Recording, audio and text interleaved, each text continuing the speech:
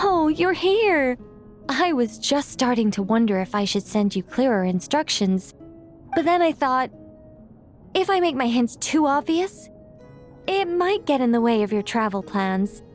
And then, just as I was pacing back and forth, agonizing over what I was going to do, you turned up here anyway. So, it looks like everything worked out fine. Hey, Nicole! You're so full of energy today! And words! You're so full of words! I'll take that as a compliment. All right then, are you ready to check out my next room? What the? Paimon almost had a heart attack being sucked in by a painting like that! Wait a sec. This place looks familiar. Oh! It's the table where the mages hold their tea parties! It all started the first time Alice invited me for tea. On that day, I didn't attend in person, mostly because back then, I still hadn't decided whether I really wanted to join the Hexen Circle or not. Alice was the only one there who knew my true identity. She warned me not to say a word or let anyone else discover who I was. I was only supposed to observe. And then what happened? Well, then I concluded that she was punishing me for my hesitation to join. Everyone was talking about such interesting things. How could I not chime in?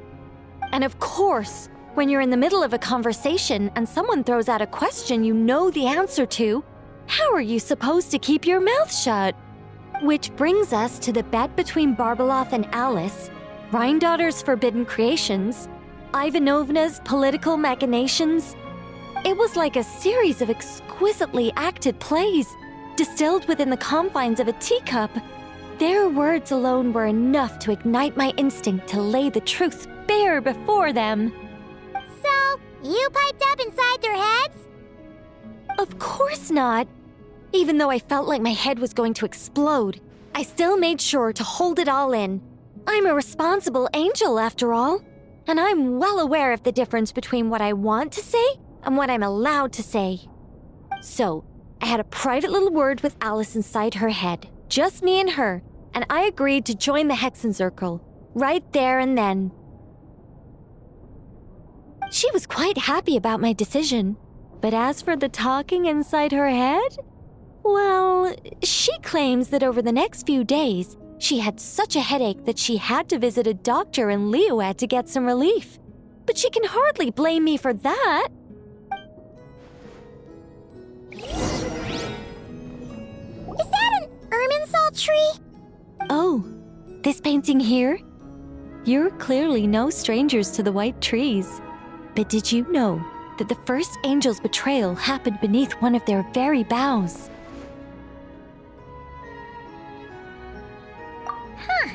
Paimon's curious now. Well then, I guess it's finally time for me to tell you a tale of romance and horror.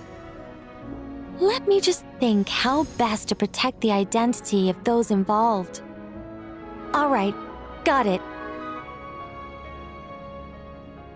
A long, long time ago, there was once a traveler who wandered among the stars.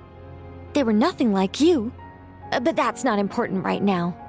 One day, he traveled to a silver tree to visit the princess of the morning star. Before long, he started asking her about her kingdom's most forbidden secrets. His words puzzled the princess. How could he possibly know of all these things forbidden by the gods? The young man revealed his origins and showed the princess things she had never seen before. A free will and love, both noble and spiritual. His words awakened her sense of self, hitherto shackled by the gods. Her heart soared, carrying her beyond limits she had never crossed before. The princess of the morning star confided the kingdom's secrets to the youth, and between them, love grew and blossomed, along with a determination to defy the gods. This is just a cookie-cutter love story. You said there'd be horror. Don't worry, Paimon. The horror's about to begin. They yearn to help the people live lives of unfettered freedom, but the gods could not forgive their betrayal. They sent down thunder and fury, destroying the lover's home. And when the Great War subsided, the power and the wisdom of the princess were lost, never to return. Even her closest friends were cursed.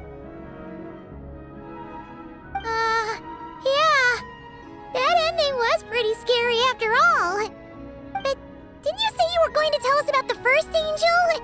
And you're not saying this story is actually true, are you? It sure is. And that's the scariest part.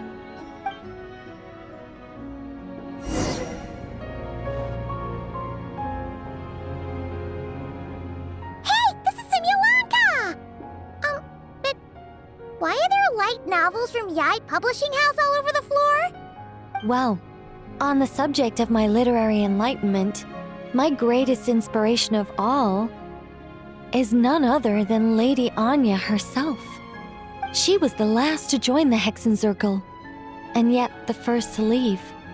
I loved all of her stories, whether it was just an idea or a fully fleshed out manuscript.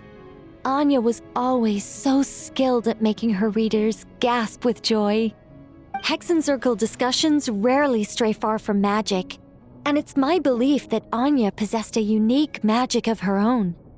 She could weave love and compassion into words and stories that would touch the hearts of others. I asked her for tips on how to write compelling tales. She taught me a lot of tricks and techniques, but in the end, my biggest enemy has always been myself. That's one way of putting it. Communicating through thought is so much more convenient. I guess even angels can succumb to laziness.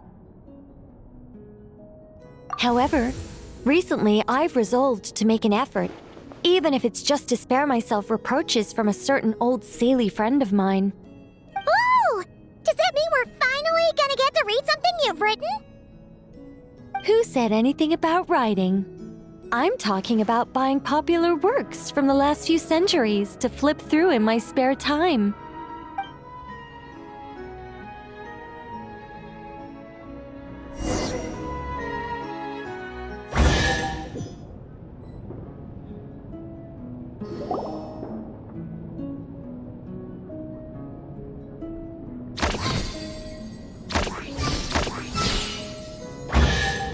These paintings all remind me of places that hold great significance in my heart. And now, the studio has been fully restored. All right, go ahead and claim our reward. What? Don't look at me like that. Of course this reward is ours. You're not going to leave this chest unopened, are you? I can't let you leave if you do. Besides, after telling you so many stories, don't I deserve a reward of my own?